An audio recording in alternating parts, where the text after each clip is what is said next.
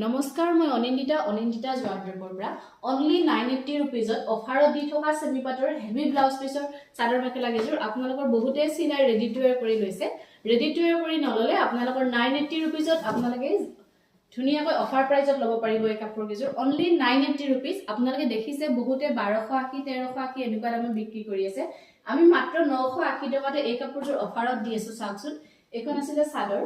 লগত এখন মেখেলা থাকিব আপোনালোকে সিলাই ৰেডি টু ওয়্যাৰ কৰি ললে স্টিচিং চাৰ্জেস আমাৰ 300 টকা হ'ব চাওক খুব ধুনিয়া হয় এজুৰ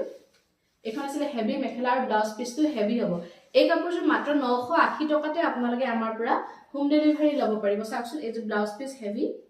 যথেষ্ট ধুনিয়া এজুৰ কাপোৰ ৰেডি টু ওয়্যাৰ কৰিও লব পাৰে ৰেডি টু আমি ধুনিয়াতে ৰেডি টু ওয়্যাৰ কৰি দিছো চাওক